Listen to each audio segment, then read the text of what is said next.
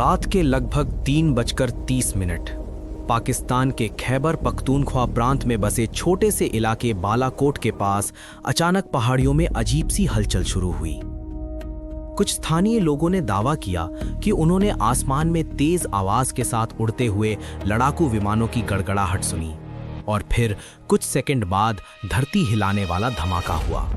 लेकिन अजीब बात यह थी कि पाकिस्तान की एयर डिफेंस रडार सिस्टम को इस हमले का पता तब चला जब सब कुछ लगभग खत्म हो चुका था। सुबह होते होते खबर फैल चुकी थी। भारत ने पाकिस्तान के अंदर 80 किलोमीटर से भी ज्यादा गहराई में एयर स्ट्राइक कर दी थी। लेकिन असली सवाल अभी बाकी था,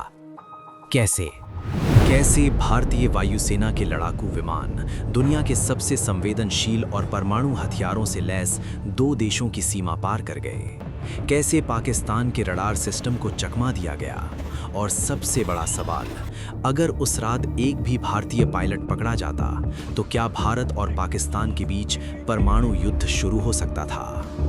ये कहानी है 26 फरवरी 2019 की उस गुप्त कार्रवाई की जिसे इतिहास में बालाकोट एयर स्ट्राइक के नाम से जाना जाता है। लेकिन इस कहानी की शुरुआत उस रात से नहीं होती। इसकी शुरुआत होती है 14 फरवरी 2019 से।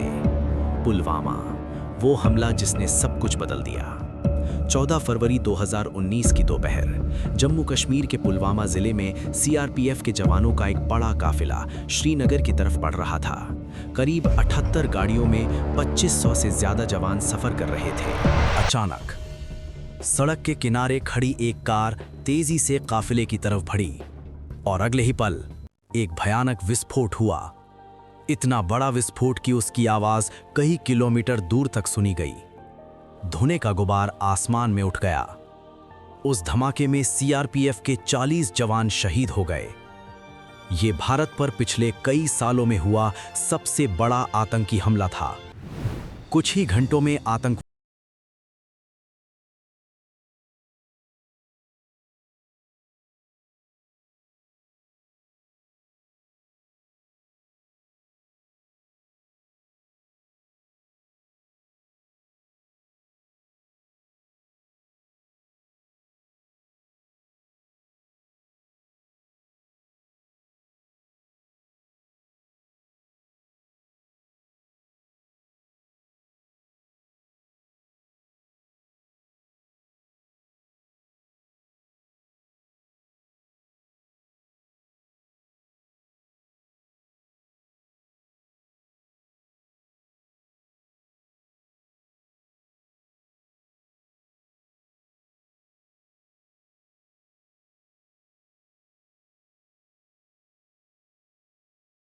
Training camp. ये कैंप था बालाकोट में। बालाकोट इसलिए खास था क्योंकि ये पाकिस्तान अधिकृत कश्मीर में नहीं बल्कि पाकिस्तान के मुख्य इलाके खैबर पख्तूनख्वा में था।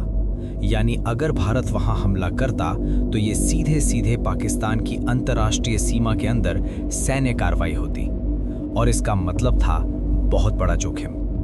अगर मिशन असफल होता, अगर कोई भारतीय पायलट पकड़ा जाता, अगर पाकिस्तान जवाबी हमला करता तो स्थिति बहुत तेजी से पूरे युद्ध में बदल सकती थी। लेकिन इसके बावजूद फैसला लिया गया। भारत ने तय किया, आतंकवाद के खिलाफ इस बार सीधी कार्रवाई होगी। रॉ की गुप्त तैयारी। अब सबसे बड़ी जिम्मेदारी थी research and analysis wing raw पर। रॉ के एजेंट्स को यह पता लगाना था कि बालाकोट में मौजूद जैश का कैंप कितना बड़ा है, वहां कितने लोग रहते हैं और सबसे जरूरी, वहां हमला करने का सबसे सही समय क्या होगा। सैटेलाइट तस्वीरें जुटाई गई, सिग्नल इंटेलिजेंस का इस्तेमाल हुआ, पाकिस्तान के अंदर मौजूद खुफिया स्रोतों से जानकारी ली गई। इन सब सूचनाओं से धीरे धीरे एक तस्वीर साफ होने लगी। बालाकोट के पास जावा टॉप नाम की पहाड़ी पर जैश-ए-मोहम्मद का एक बड़ा प्रशिक्षण केंद्र था। ये कैंप जंगल और पहाड़ियों से घिरा हुआ था जिससे उसे छिपाना आसान था। खुफिया रिपोर्ट के मुताबिक वहाँ कई 100 आतंकी ट्रेनिंग ले रहे थे और यही वो जगह थी जहाँ पुलवामा हमले के कई आतंकियों को भी ट्रेनिंग दी गई थी। अब लक्ष्य तय हो चुका था, लेकिन एक और बड़ी चुनौती सामने थी, पाकिस्तान की एयर डिफेंस। पाकिस्तान की रडार दीवार। पाकिस्तान की सीमा पर कई आधुनिक रडार सिस्टम तैनात थे। इनका काम था आसमान में आने वाले हर विमान को पहचानना। भारतीय लड़ाकू विमान सीधे पाकिस्तान में घुसते तो उन्हें तुरंत पहचान लिया जाता और फिर पाकिस्तान की एयरफोर्स के F-16 लड़ाकू विमान तुरंत उन्हें रोकने के लिए भेज दिए जाते। इसीलिए भारतीय रणनीतिकारों को एक ऐसा तरीका चाहिए था जिससे पाकिस्तान को पता भी ना चले और हमला भी हो जाए। यहीं पर भारतीय वायुसेना और रॉ ने मिलकर एक जटिल योजना तैयार की। मिशन के लिए चुना गया हथियार। इस मिशन के लिए चुना गया भारत का सबसे भरोसेमंद लड़ाकू विमान मिराज 2000। ये फ्रांस में बना मल्टी रूल फाइटर जेट था जिसे भारतीय वायुसेना पहले भी कई महत्वपूर्ण मिशनों में इस्तेमाल कर चुकी थी। लेकिन असली ताकत सिर्फ विमान नहीं था, बल्कि उसका हथियार था स्पाइस 2000 प्रिसिशन गाइडेड बम। ये बम सैटेलाइट और इलेक्ट्रो ऑप्टिकल गाइडेंस से अपने लक्ष्य को बेहद सटीकता से निशाना बना सकते थे। इनकी खास बात ये थी कि विमान को लक्ष्य के ठीक ऊपर जाने की जरूरत नहीं, दूर से ही बम छोड़ा जा सकता था और वो खुद अपने लक्ष्य तक पहुंच जाता। यही तकनीक इस मिशन की सफलता की कुंजी बनने वाली थी। 26 फरवरी 2019 ऑपरेशन की रात। 25 फरवरी की रात भारत के कई एयरबेस पर जस्ट सामान्य हलचल थी। मध्य प्रदेश के ग्वालियर एयरबेस पर मिराज 2000 विमानों की तैयारी चल रही थी। पायलटों को मिरान की अंतिम जानकारी दी जा रही थी। हर पायलट जानता था कि ये मिशन कितना खतरनाक है। अगर कुछ भी गलत हुआ तो वे पाकिस्तान की जमीन पर गिर सकते थे और अगर ऐसा होता तो उनकी गिरफ्तारी लगभग तय थी। लेकिन फिर भी किसी ने पीछे हटने के बारे में नहीं सोचा। उड़ान। रात के लगभग 3 बजे मिराज 2000 के कई विमान चुपचाप आसमान में उड़ान भरते हैं। उनके साथ भारतीय वायुसेना के कई और विमान भी हवा में मौजूद थे, जैसे AWACS निगरानी विमान, मिड एयर रिफ्यूलिंग टैंकर और सुखोई 30 लड़ाकू विमान। ये पूरा ऑपरेशन एक जटिल हवाई नेटवर्क की तरह काम कर रहा था। कुछ विमान सिर्फ पाकिस्तान का ध्यान भटकाने के लिए थे, जबकि असली हमला करने वाले मिराज 2000 धीरे धीरे अपने लक्ष्य की तरफ बढ़ रहे थे। पाकिस्तान को चकमा। भारतीय विमानों ने सीमा के पास कई दिशाओं में उड़ान भरनी शुरू की। इससे पाकिस्तान के रडार सिस्टम को लगा कि भारत शायद लाइन ऑफ कंट्रोल के पास कोई सामान्य गतिविधि कर रहा है। इसी दौरान असली हमला करने वाला समूह तेजी से आगे बढ़ता गया। कुछ ही मिनटों में वे पाकिस्तान के अंदर गहराई में पहुंच चुके थे और अब उनके सामने था बालाकोट। हमला। रात के लगभग 3:30 मिराज 2000 विमानों ने अपने लक्ष्य को लॉक किया। पायलटों के सामने डिजिटल स्क्रीन पर ज़ाबरा टॉप का वो कैंप साफ दिखाई दे रहा था। कमांड मिला, वेपन्स रिलीज।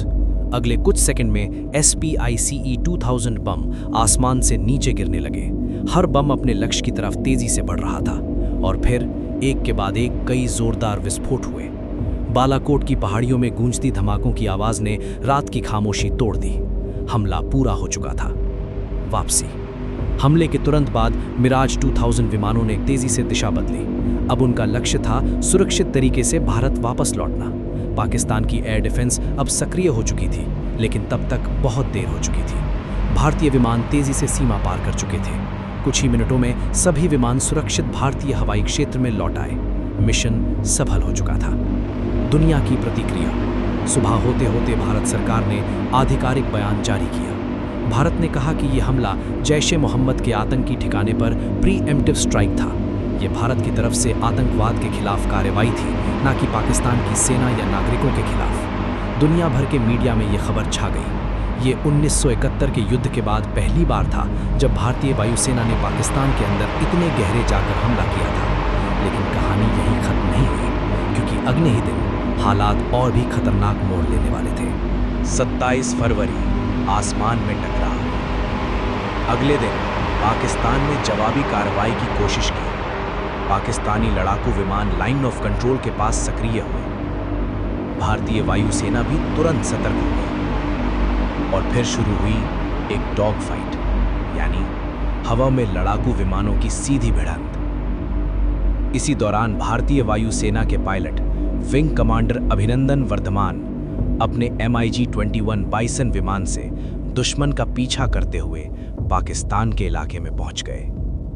उन्होंने एक पाकिस्तानी विमान पर मिसाइल दागी, लेकिन उसी दौरान उनका विमान भी गिर गया। अभिनंदन पाकिस्तान की जमीन पर उतर गए और उन्हें पाकिस्तानी सेना ने पकड़ लिया। अब हालात बेहद तनावपूर्ण हो चुके थे। दुनिया की नजरें भारत और पाकिस्तान पर टिक गई थीं। दोनों देश परमाणु हथियारों से लैस थे और किसी भी गलत कदम से स्थिति बहुत खतरनाक हो सकती थी। कूटनीतिक दबाव।